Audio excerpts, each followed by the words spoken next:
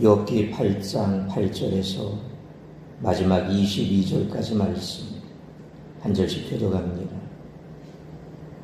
청하건대 너는 옛 시대 사람에게 물으며 조상들이 터득한 일을 배울지어다.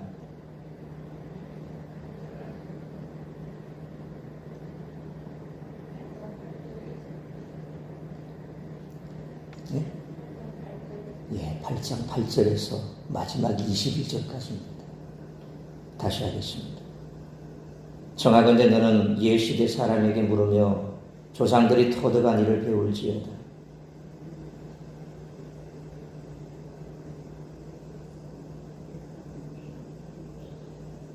그들이 내게 가르쳐 이르지 아니하겠느냐? 그 마음에서 나오는 말을 하지 아니하겠느냐?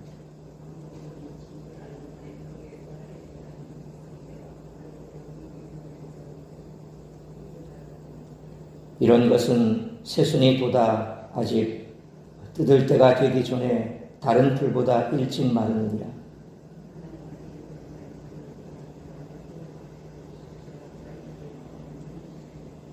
그가 믿는 것이 끊어지고 그가 의지하는 것이 거미줄 같은즉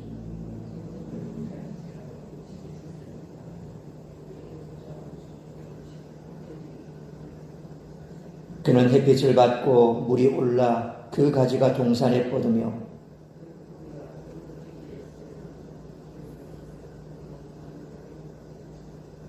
그곳에서 뽑히면 그 자리도 모르는 채 하고 이르기를 내가 너를 보지 못하였다 하리니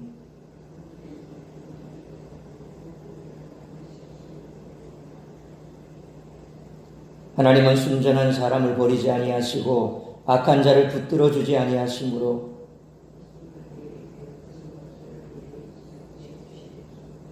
22절 같이 있습니다.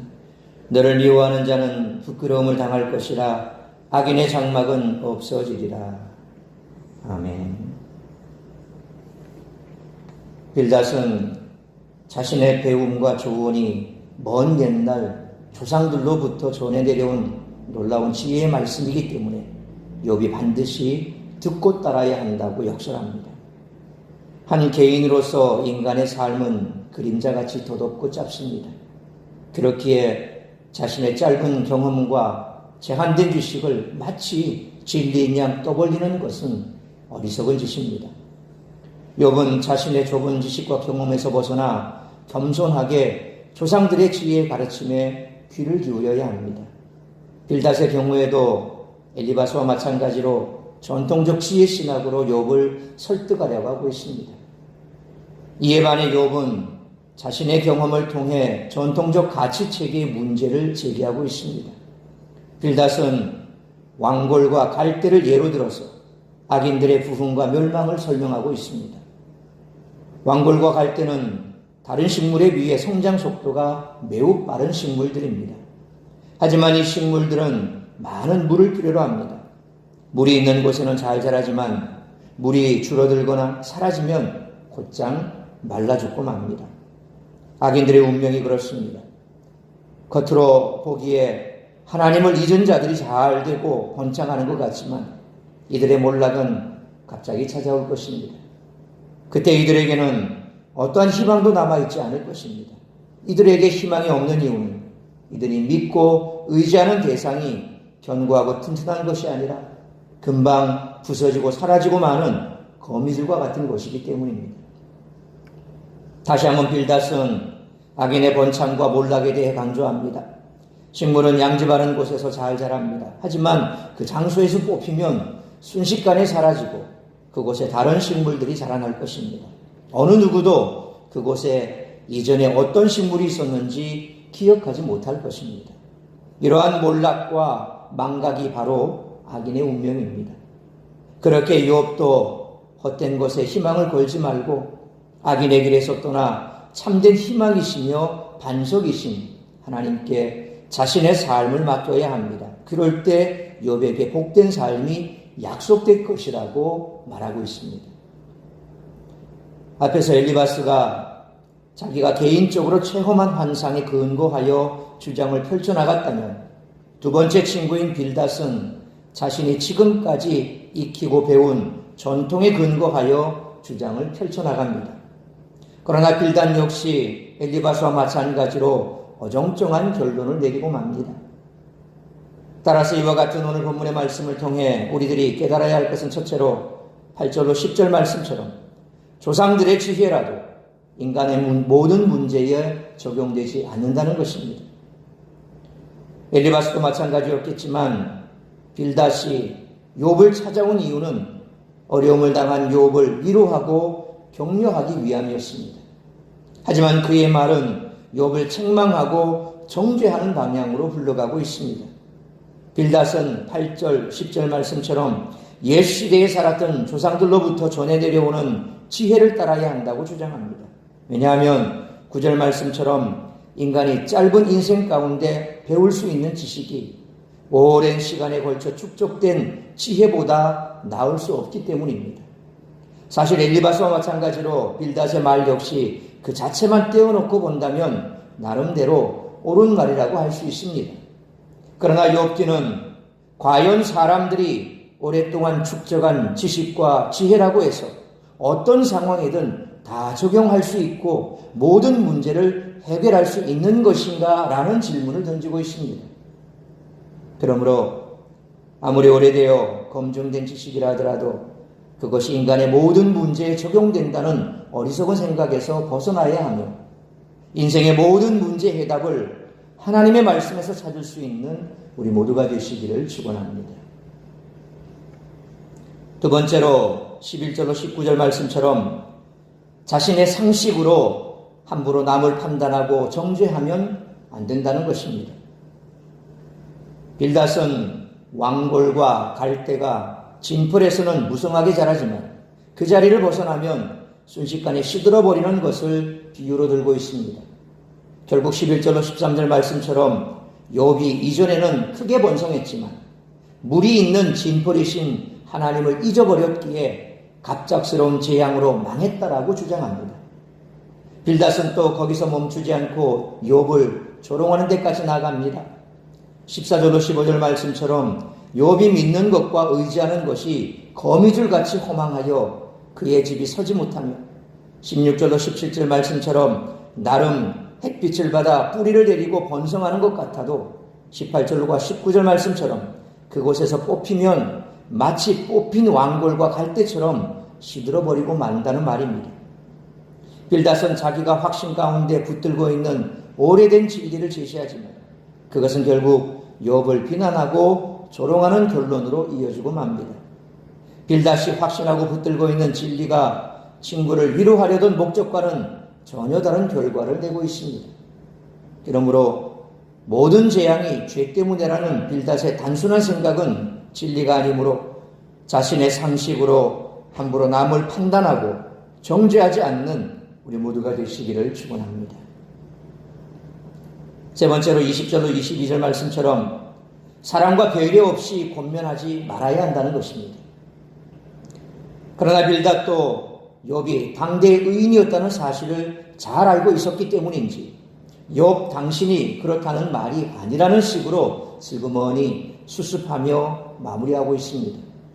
20절로 21절 말씀처럼 욥은 순전한 사람이기 때문에 하나님이 복을 주실 것이라는 그런 결론으로 수습한 것입니다.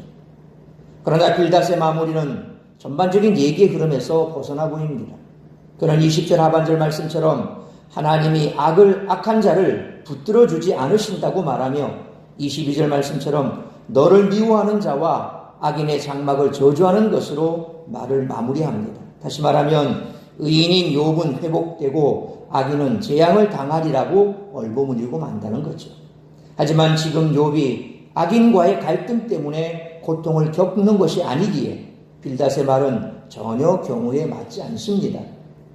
만약 욥이 당한 그 모든 고난이 악인과의 갈등 속에서 빚어졌고 그래서 자녀가 죽어나갔고 재산이 다 사라졌고 욥의 몸에 무슨 병이 생겼다라고 한다면 빌닷의 말은 의미가 있겠죠. 그런데 전혀 그렇지가 않지 않습니까? 욥도 모르고 친구도 모르는 천상회의 가운데서 하나님께서 허용하신 것입니다. 그러니까 하나님이 허용하셔서 욥에게 이와 같은 재앙이 일어난 거지 인간 세상 속에서 악인과의 갈등 속에서 이와 같은 일이 벌어지지 않았다라는 거죠. 그러니까 빌닷의 말은 전혀 맞지가 않다라는 것입니다. 빌닷이 신봉하던 전통에 근거한 정의는 악인이 특정되지 않은 상황에서 악인에 대한 저주를 늘어놓는 엉뚱한 결론에 빠지고 말았다라는 것입니다. 그러므로 어려움에 처한 타인의 상황을 함부로 판단하거나 규정하지 말고 사랑하고 배려하는 마음으로 진정한 위로를 전하는 우리 모두가 되시기를 축원합니다. 사랑하는 성도 여러분, 지식을 갖는 것은 좋은 일이며 전통을 따르는 것도 의미가 있지만 그것이 모든 경우에 적용할 수 있는 절대 진리라는 생각은 어리석은 생각입니다. 우리가 가진 제한된 지식으로 세상의 모든 문제를 해결할 수 없다는 것입니다. 하나님에 대한 충분한 지식을 갖고 있다는 식의 교만한 태도는 다른 사람에게 위로를 줄 수가 없습니다. 이러한 생각들, 흔히 교회 안에서 신앙생활 오래 하신 분들, 또 성경 많이 읽었다고 생각하시는 분, 혹은 또 신학을 했다는 사람들, 이런 사람들이 그런 생각들을 주로 많이 가지고 있죠. 모든 것을 다 안다고 생각합니다. 왜? 성경을 좀 아니까. 그래서 누군가가 와서 그래도 신앙생활 오래 하셨고 또 누가 봐도 성경에 대한 지식이 많으시니까 뭔가를 의논을 합니다. 그러면 거기에서 낼름 그냥 성경에 이렇게 얘기하니까 너는 이렇고 그래서 넌 이렇게 해야 돼 라고 그냥 답을 줘버립니다. 근데 참 그게 얼마나 편협된 생각입니까? 내가 하나님을 다 압니까? 내가 성경을 다 알고 있습니까? 모든 진리를 다 꿰고 차고 있습니까? 아니잖아요. 참 그럴 때 조심해야 됩니다. 먼저 와서 얘기를 하면 들어주고 생각해보고 공감해주고 위로해줘야 되는데 먼저 판단부터 해버립니다. 듣는 순간 이미 판단했습니다. 이 사람이 지금 이런 상황이 있고 그래서 보니까 이 사람 평소의 생활을 보니까 이러니까 이럴 거야 라고 결론 지어버립니다. 그러고 나서 이제 줄줄이 자기가 아는 지식들을 갖다 붙이면서 이렇게라고 결론 내버리죠. 참 그런 생각들이 때로 위로를 받기 위해서 온 사람에게 얼마나 큰 상처가 되겠습니까? 그래서 우리는 항상 조심해야 됩니다. 많이 안다라고 본인이 생각한다면 참 어리석은 생각입니다. 우리가 알면 얼마나 알겠습니까? 우리는 모든 사람보다 조금 지식을 더 가지고 있지만 그 사람보다 나을 것이 없는 똑같은 죄인 가운데 한 사람입니다. 욥을 찾아온 친구들이 지금까지 범한 게 뭡니까? 내가 볼 때는 너는 이래. 그래서 이런 결과를 맞은 거야. 라고 과정까지 다 유추해서 자기가 욥보다 낫다는 식으로 계속해서 충고하고 있지 않습니까? 그러니 욥이 얼마나 답답하겠습니까? 참 이런 것들에 대해서 우리가 항상 조심해야 됩니다. 그러므로 어려움에 처한 사람을 대할 때 자신이 정한 답을 강요하기보다는 그 사람의 아픔과 고통을 공감해주고 위로해주는 것이 우선되어야 할 뿐만 아니라 위기에 처한 사람에게 함부로 충고하지 말고 사랑하는 마음으로 위로할 수 있는 우리 모두가 되시기를 주님의 이름으로 축원합니다. 기도하겠습니다. 살아계신 아버지 하나님, 오늘도 말씀으로 예배로 거룩한 주일, 복된 주일 하루를 시작하게 하시니 감사합니다. 계속해서 함께 살펴보는 욥의 말씀을 통하여서 이 욥기의 말씀이 참 우리의 삶에 있어서 얼마나 우리가 자주 범하는 그러한 실수들인가. 우리가 가지고 있는 그 생각의 짧음을 인정하지 못하고 모든 것을 아느냐, 그리고 또 모든 정답을 우리가 가르쳐줘야 하느냐, 그렇게 우리는 늘 생각하고 살아가고 있지 않습니까? 오늘 다시 한번 빌닷의 이와 같은 주장이 참 얼마나 어리석은 생각인지, 마치 세상의 모든 지식들을 다 인간들이 축적한 그 선조들의 지혜만 가지고 있으면 모든 인간의 문제에 다 적용할 수 있다는 식의 그런 생각을 가지고 있는 것이 얼마나 허망된 생각인지 다시 한번 우리 자신의 모습을 돌아볼 수 있기 원합니다. 어려움에 처해 있고 고난 가운데 있는 자들이 우리를 찾아왔을 때 그들이 원하는 것은 그저 단순한 위로입니다. 어떤 정답을 찾고자 하는 것이 아니라 우리를 통해서 위로받고 다시 한번 힘을 얻고자 하는 것이기에 우리 또한 그들의 마음을 이해해주고 공감해주고 주님의 마음으로 따뜻한 사랑의 마음으로 품어줄 수 있고 위로할 수 있기를 원합니다. 그러나 그 위로 또한 정죄와 판단이 되지 않게 하여 주옵소서. 우리가 가지고 있는 생각, 그것이 정답이 아니고 그저 그들이 처한 그 환경, 그 상황, 그것에 대해서 조그만이나마 힘이 될 수 있는 그런 마음을 가져야지 그들에게 위로가 될 줄로 믿습니다. 교회 안에서나 교회 밖에서나 다시 한번 우리가 아무리 그들보다 더 오랜 신앙생활을 했고 또 성경의 지식을 많이 가지고 있다 할지라도 결코 그들보다 나은 것이 없다고 하는 사실을 늘 잊지 않게 하여 주옵시고, 그래서 더 겸손하게 어려움에 처한 자들을 진정으로 사랑으로 위로할 수 있는 우리 모두가 되게 하여 주옵소서.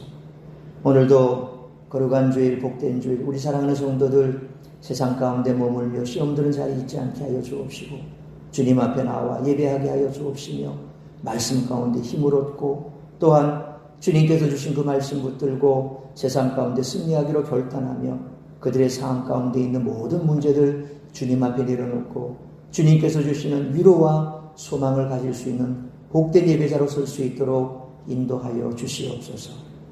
이 새벽 예배를 시작으로 드려지는 모든 예배가 우리 하나님 받으시는 기쁜 예배가 될 수 있기를 간절히 빌고 소원하오며 이 모든 말씀 우리 주 예수 그리스도 이름으로 기도하옵나이다.